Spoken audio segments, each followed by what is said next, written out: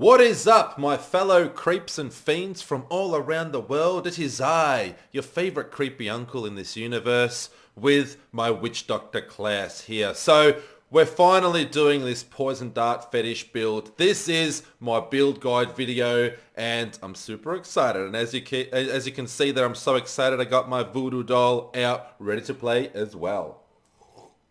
We can't do this without coffee as usual. Let's go on in here, and it's a nice, dark, stormy, gloomy evening here at the Survivors Enclave. You can probably hear the thunder in the background. We've got some rain. Very, very fitting. Great reason to stay home, curl up with your loved ones, play some video games, or watch your favorite TV show or a creepy movie. That reminds me, Stranger Things Season 3 comes out next week. Cannot wait for that. I will probably be doing reviews for each episode as it comes out as well. So stay tuned to the channel for that. But right now, you're here to hear about this amazing poison dart fetish build. So we're going to get started with the gear required. And of course, in the description below, you can click a D3 planner link and it'll show you a actual written version with nice pictures and stuff and diagrams of this build. So you don't have to remember everything that I'm saying. But by all means, you can rewatch my videos and watch this ugly face over and over again until you throw up. So let's have a look at the gear.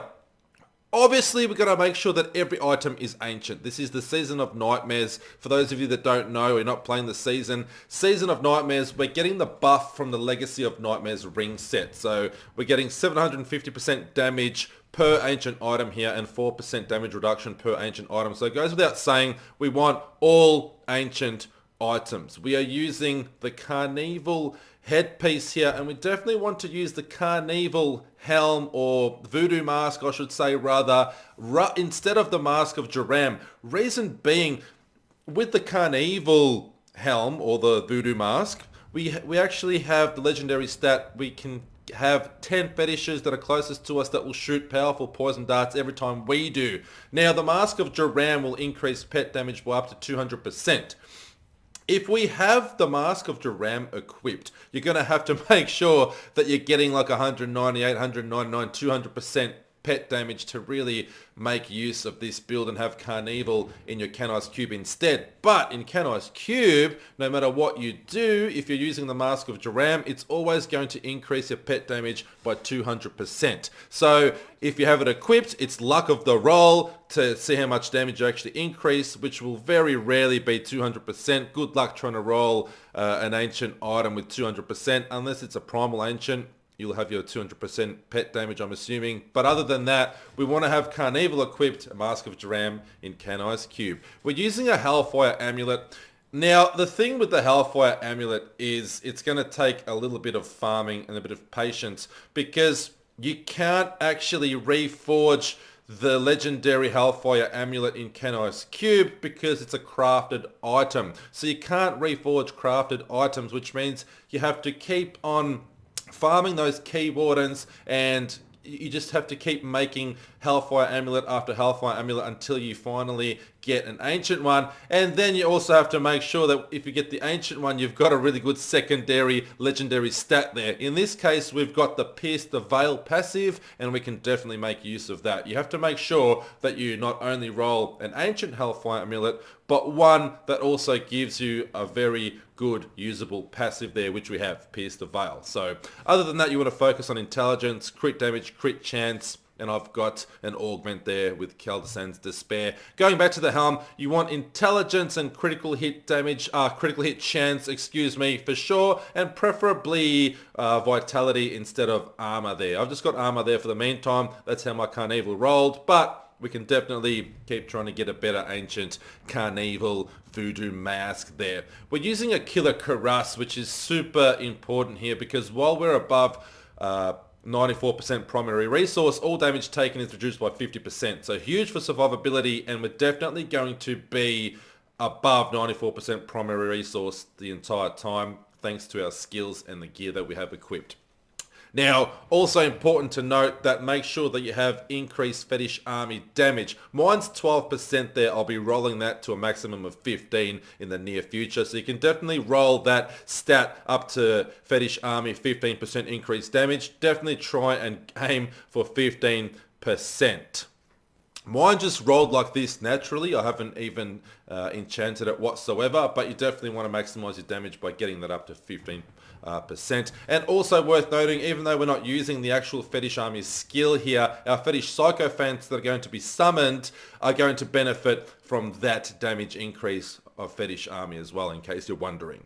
The shoulders we're using are the Pauldrons of the Skeleton King. You get this shoulder piece by farming bounties. You'll eventually get it in a cache, and you definitely can reforge this legendary to make sure that you get a nice ancient one like I did here. And again, very important, you want to make sure that you have increased Fetish Army damage by up to 15%. Mine's 14 here. I'm saving my materials right now. I'm being a bit tight, but if you're definitely committing to this build as your primary build, then you want to farm up your materials and make sure you get that 15% Fetish Army damage increase. Other than that, you want to definitely have intelligence, vitality, and I've got life there.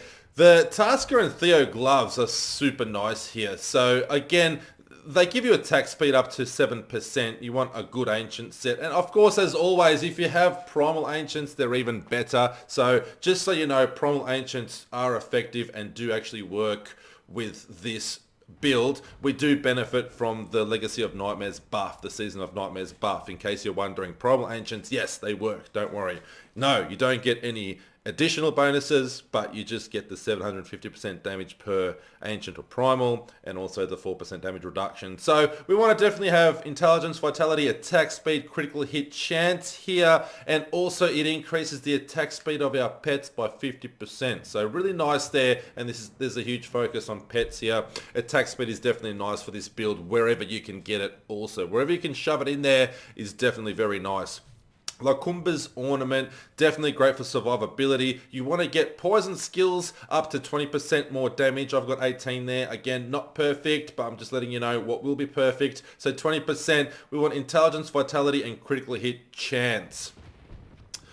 The Witching Hour, super nice belt here. It definitely increases damage big time, and it gives us that attack speed, which is nice. So we want intelligence, we want attack speed, critical hit damage, which can roll up to 50%, and again, poison dart damage up to 15%. I've rolled 12 there, and even though I'm not maximized with these damage percentages right now, I'm still dominating, easily completing Greater Rifts 100 plus, and I'm only at 830 Paragon levels. For those of you that don't believe me, watch how easily I slice through GR 100. I'll have a link to that video that I uploaded not long ago at the end of this one, so stay tuned for that. We're using the Convention of Elements. Again, attack speed and critical hit chance with intelligence. Very, very nice there. I'll get into the legendary gems. I'll get into the legendary gems real soon. I've just come back from the gym. Maybe that's why it's on my mind. And Convention of Elements, again, it'll increase our poison damage once it actually ticks over. You can see down here it's ticking over. So right now it's physical damage. The next one is poison. So bang, once it's green, we got poison damage. It increases all of our darts there, our poison dart damage by 186%. Again, something you can put in Canai's Cube, and that'll go up to 200%. But right now this is pretty nice, and I haven't rolled that perfect Oculus ring that I'm using at the moment in Canai's Cube, so I could definitely swap them out in the near future. But right now, 186% is a nice damage increase. I'm using Unity, which also definitely means you want your Enchantress here to use Unity, and basically when we're doing solo greater rifting, all damage taken is split between the two of us. And because we have the relic here equipped where our follower cannot die, she's indestructible, she is immortal, so that damage that damage that splits between the two of us is just going to be forever, baby, unless we die. So 50% damage reduction there just from having Unity equipped. And with Unity, you definitely want intelligence, critical hit chance, damage against elites comes naturally, and if possible, you can sneak in some attack speed there depending on the luck of the roll. So moving on, Depths Diggers. Depth Diggers are definitely very nice. What they do is our primary skills generate resource. Primary skills that generate resource, which will be our Poison Darts, are going to deal 88% additional damage. So Poison Darts multiplied by 88% plus 10 fetishes that are going to be shooting those Poison Darts. It all multiplies and adds nicely, and we do that extra damage. Again, Intelligence and Vitality are ideal, and you want to definitely roll Poison Dart damage up to 15%, which I have there. Nice. Sacred Harvester, probably the most important dagger for basically almost every Witch Doctor build, especially if you're pushing higher greater rifts. Kind of gets annoying because we're just relying on Sacred Harvester with every GR pushing build, but it does really help us with survivability. So as you can see, Soul Harvest now stacks up to 10 times. So we're going to definitely increase our armor that much more, and it's super important for damage reduction and survivability. You want to definitely make sure you get 10% damage increase here. Intelligence, you don't want really cooldown reduction, but that's just the luck of the draw here. Attack speed would be definitely ideal. I just wasn't really lucky. This is my first Ancient Sacred Harvester that I actually got, so just sticking with it for now. A lot of farming to do, but as far as the gear goes, the stats aren't perfect. They're far from perfect, but I can still share my build video with everybody. I can't wait anymore. I've waited long enough to share this, and this is it. I'm just going to let you know what the perfect stats will be, and you can also see on D3 Planner what the perfect stats will be as well. Make sure that you have a socket here, and make sure that you have the Emerald absolutely flawless Royal Ruby equipped. This increases our critical hit damage by 130% and is very important, and increases our damage big time for our main hand weapon. We should always have that equipped.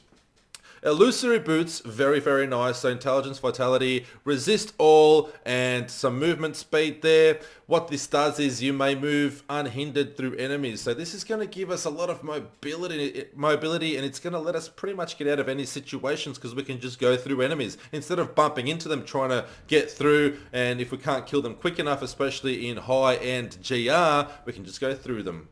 So Illusory Boots are very nice, and they're one of my go-to items for set dungeons, because a lot of set dungeons, you have to group up enemies, and passing through them and positioning yourself right in the middle of them all is definitely very helpful.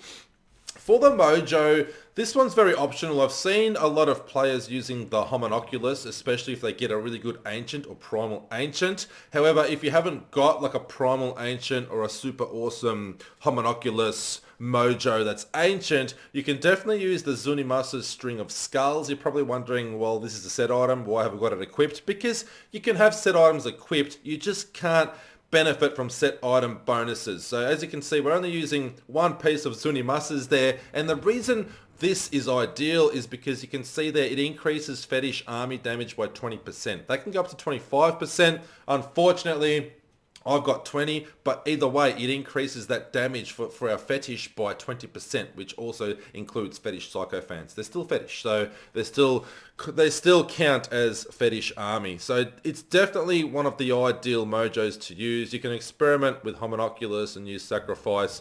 Totally up to you. It just really depends on your luck of the draw with Ancients that drop, and also Primal Ancients. I have seen some players using the Frostburn gloves as well, but they're Primal Ancient ones. So if you get a really good Primal Ancient that you want to experiment with, by all means, go ahead, do so. It might actually benefit you, and you might do a little bit more damage, and you can push that, extra greater rift. This is just to give you a basic idea of the ideal setup, and that's the beautiful, amazing part about Diablo 3. There's always options and variations that you can try depending on your playstyle. There really is. So the gems we're using, you definitely want the Flawless Royal Amethyst here, which increases our life by 23%. Now, Witch Doctors are very sort of glass cannon type characters. It's a class that's very squishy. Even with the Sacred Harvester, with Unity, with Lakumpa's Ornament, we can still be very squishy, and dying is very normal, which is why I would rather tear off my own fingernails than play a Witch Doctor in hardcore mode, because I know that I'll die. I've died so much in normal mode. I think playing hardcore would literally kill me. Everything else, you want to use the Flawless Royal Topaz gems that increases intelligence. Our legendary gems, I'm using Bane of the Stricken. This can be subbed out for Bane of the Trapped, because for the most part, enemies are going to be quite close to us. They're going to be grouped together for the most part. So you can try Bane of the Stricken and also try Bane of the Trapped. It just depends on your playstyle. Bane of the Stricken is definitely great if you're pushing GR really high, and it also gives you that nice 25% increased damage against the Rift Guardians, which can be a pain in the butt, especially if you're down on your Soul Harvest stacks, but we'll get to that a little bit later. Otherwise, experiment with Bane of the Stricken. Can be subbed out rather for Bane of the Trapped. Totally up to you. The other two legendary gems that I highly recommend using that you shouldn't sub out for anything are the Enforcer and also Simplicity's Strength. So Enforcer increases our pet damage, Simplicity's Strength increases our primary skill damage, which is our Poison Darts. So that's pretty much it for gear. I've taken this nice and slow, and I don't think I've missed anything. If there is something specific that I haven't covered off there, or you just have any questions, just hit me up in the comments below. I always do my absolute best to get back to comments, especially on newer videos. So hit me up down there. Let's go to Kanai's Cube really quickly. So in Kanai's Cube, super important with your weapon, you must have the Dagger of Darts here.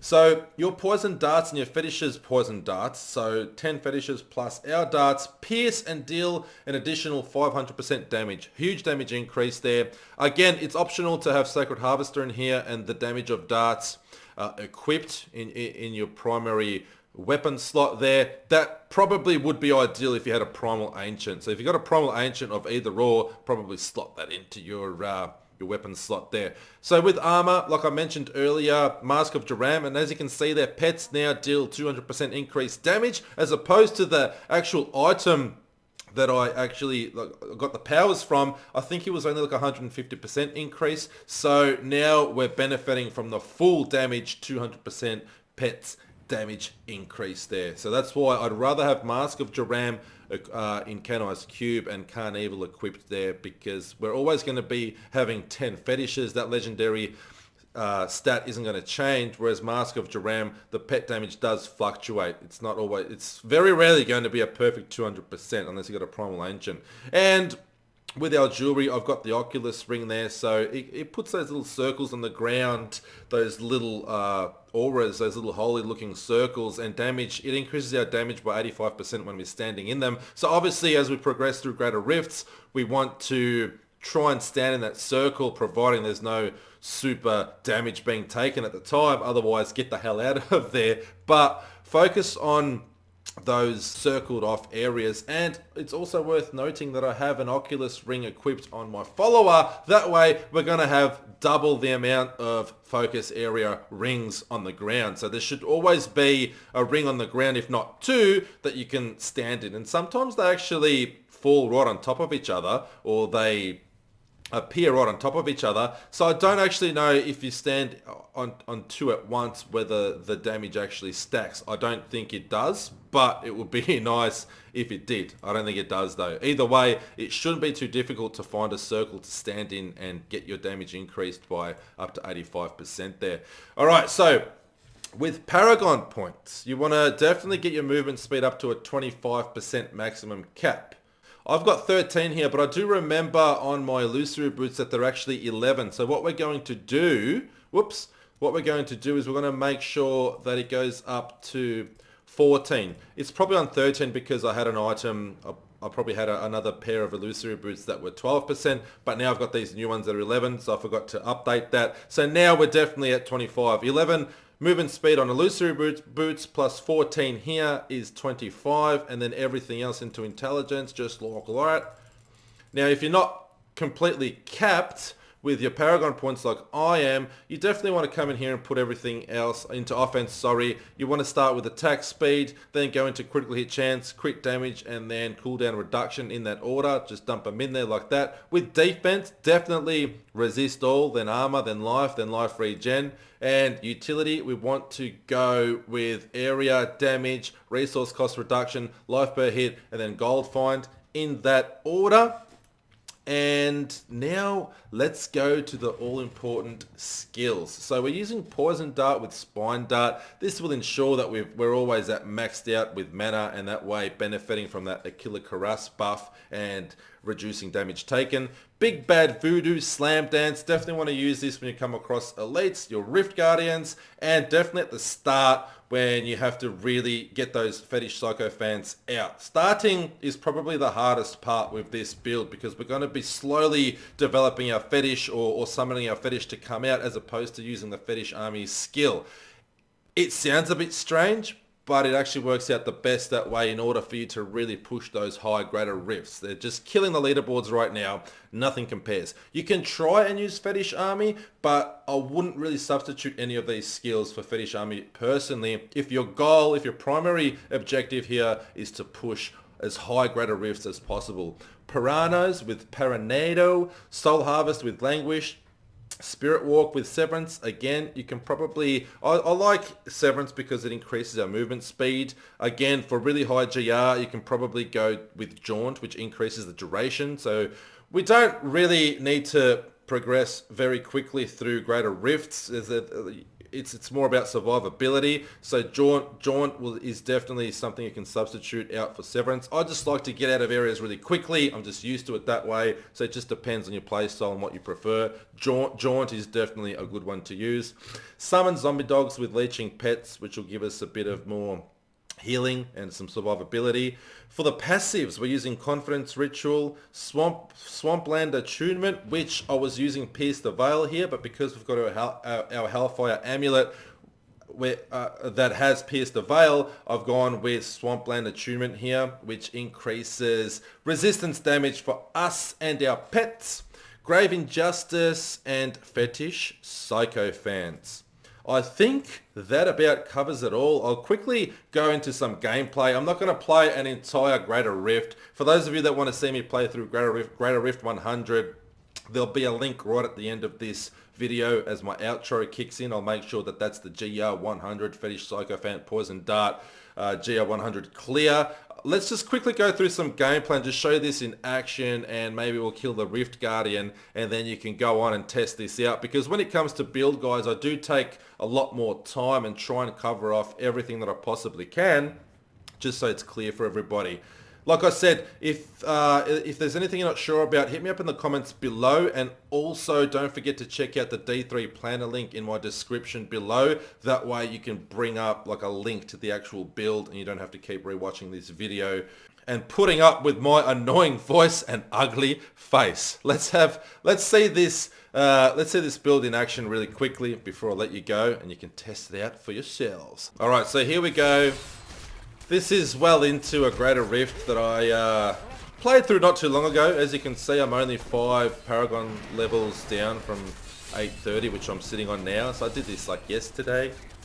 And as you can see, it's GR100, and that elite is taking a hell of a lot of damage. So once we get those Fetish Psychophants summoned, as you can see, we're pretty much unstoppable. We get up to 15. The only hard part is when you first enter the Rift, the Greater Rift, you have to, number one, get your Soul Harvest stacks up, get out of there, use your Big Bad Voodoo Daddy with Slam Dance, and then you get that attack speed buff, and you can summon your Fetish Psychophants by using your Poison Darts. So once you get your 15 Fetish up, then we're in business. And of course, it goes without saying, make sure you summon your Zombie Dogs. Don't be like me, I forget half the time. As soon as you enter, do that first. Summon your Zombie Dogs. As soon as you come across a big pack, use your Spirit Walk, get your Soul Harvest stacks up, preferably 10 in the first go, if you're lucky enough and come across a nice dense pack. And then, Big Bad Voodoo Daddy, followed by your Poison Darts, spam, spam, spam, and that way you get your Fetish Psychophants up, and then once they're up, just keep progressing through and you won't have a problem. As you can see here, we're pulling ahead of time. Nice. It's ideal for really pushing those higher grade rifts. 100 plus is no problem at all. Baby. And we're just skipping ahead here as the Rift Guardian's about to pop. Obviously, watch out for the elemental damage. Oh, like Arcane there on the floor. As you can see, no hands. I'm not playing this now. So for those of you thinking, oh, that creepy uncle guy, he's a scammer. I'm not a scammer. I'm not playing right now, alright? Just leave me alone. Give me a break. I'm a busy man. So we're coming close to the Rift Guardian here. Like I said, stand in that circle when you can. So don't be too tempted to stand in that circle when you're taking a lot of damage. If it's a dangerous situation, get the hell out of there. Especially if there's like poison on the floor, acid, whatever you want to call it, elemental damage. That shit can kill you really easy. And those explosions. For God's sake, don't stand in explosions just for the sake of standing in the Oculus ring. Don't do it, because you'll die. There'll be plenty of rings coming up, and you definitely want a good map if you're pushing GR to get pylons as much as possible as well. They'll definitely help you along the way. Position yourself nicely here. Don't forget to keep those Soul Harvest stacks up. It does get hard with the Rift Guardian, but as you can see, his health is going down pretty damn easy there, pretty quick, and we got this. Goodbye, Rift Guardian. This is where the Bane of the Stricken gem comes in handy. So, like I said, it just depends on your personal playstyle, whether you want to go with the Bane of the Stricken or Bane of the Trapped legendary gem. Either way, they're both very beneficial. With Bane of the Trapped, you'll get to your Rift Guardians a lot quicker, but then you won't be able to kill that Rift Guardian quicker, as opposed to the Bane of the Stricken, which might slow down the process of actually summoning that Rift Guardian, but once he's there, you have that 25% damage bonus. So that's it. That's the build. That's some quick gameplay there that I produced for everybody. Don't forget, if you want to see like a full GR100 run, you can definitely check that out. I'm going to post that right now. There's a nice big link. Just click on the link to the video at the end when my outro music kicks in. Otherwise, stay tuned to the channel. Lots of stuff coming up, not just Diablo 3 stuff. I'm going to go through all of the other sets for the Witch Doctor class. We've got the Helltooth and the Arakias coming up, so I'm just going to experiment the hell out of the Witch Doctor class, but this is going to be my primary GR pushing build. I'm definitely going to do all of my augments on this season, focus on this build and all of the gear required, and just update it accordingly. Try and get some primals, hopefully, fingers crossed, and just really focus on this as my primary GR pusher. But I'm going to have a lot of fun with all the other Witch Doctor sets. Witch Doctor, baby, super fun this season. Absolutely loving the Season of Nightmares. Let me know how you're all going in the comments below. All I can do is send out my love to everybody and thank you all for watching me this long. If you've watched all the way up to the end, which is God knows how long, I've lost track of time, make sure that in your comment you just say, stay creepy. If you say stay creepy at some stage in your comment, whether it be at the start, at the end, or whether you just say stay creepy and nothing else, maybe just leave a smiley face or something, at least I'll know that you've made it this far. So until next time, stay creepy.